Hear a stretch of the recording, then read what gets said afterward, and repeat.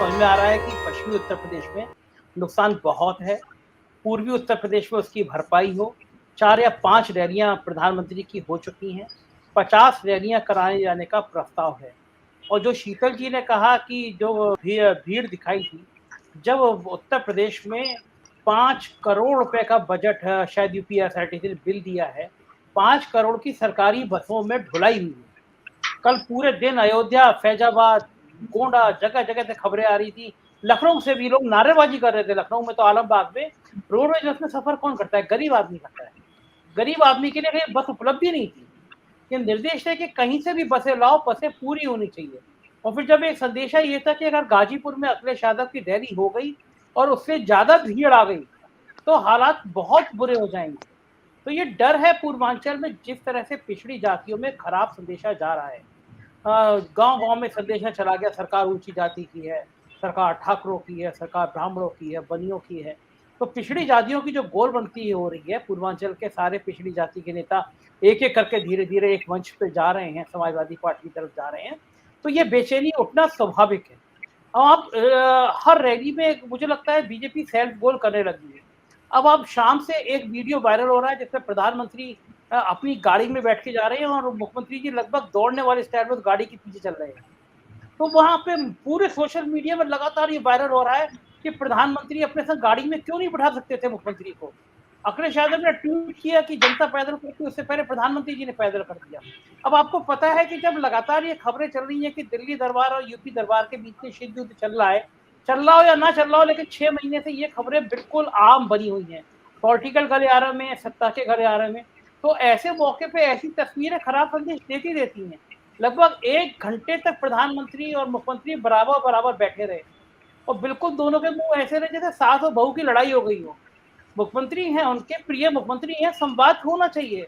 पूछना चाहिए था चुनाव की तैयारी कैसे हो रही है, अमित शाह जी आए, क्या तैयारी हो गई, रैली कैसी है, विपक्षी रणनीति क्या है। यही तो समय होता है। और ऐसा भी नहीं है कि एक के बाद एक हवाई जहाज उतर रहा हो।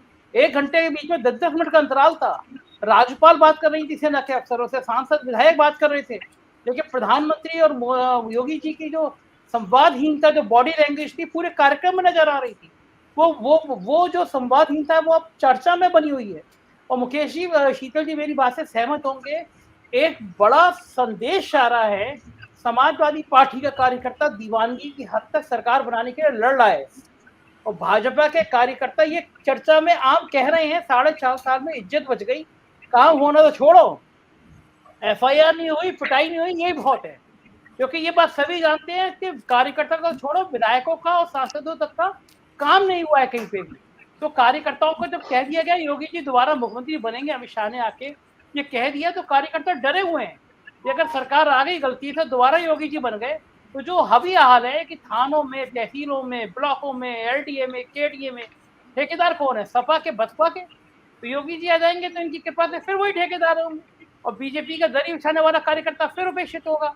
तो ये जो संदेश है, यही कारण है, यही डर है जिसके लिए भीड़ के लिए आपको सरकारी तंत्र जुटाना पड़ रहा है। कहीं 40 लाख रुपए सिंचाई विभाग से देने पड़ रहे हैं, कहीं पीडब्ल्यूडी से देने पड़ रहे हैं, कहीं रोडवेज की बसें। मतलब मोदी जी जैसा स्टार प्रचारक जिसको सुनने के लिए दूर दूर से आते थे लोग, एक एक एक वाक्य कहते थे और मोदी मोदी के नारे रखते थे। आज मैं पूरा भाषण सुनता रहा, मुझे एक बार मोदी मोदी नजर नहीं आया। और शीतल जी तो मौके पे थे, शीतल जी बता ही रहे हैं। और लास्ट का भाषण आप सुनिएगा, कहीं शोर शराबा हुआ पीछे तो वो बहुत नाराज हो गए।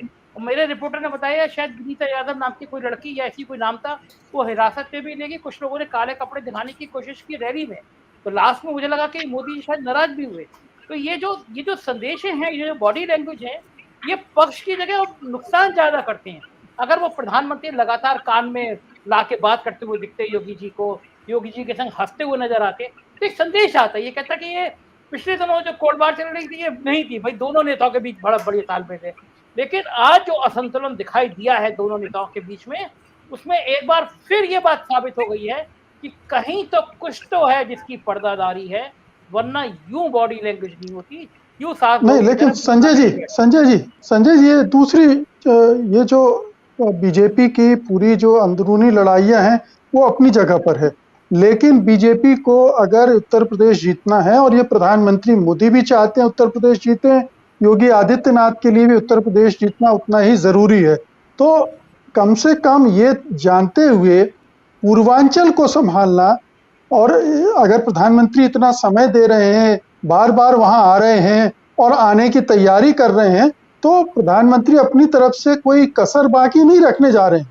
मोदी जी इस चुनाव के स्टार कैंपेनर हैं बीजेपी के, और वो अपने ही कंधों पर यूपी को लेके चल रहे हैं, यूपी बीजेपी को, ऐसा दिख रहा है।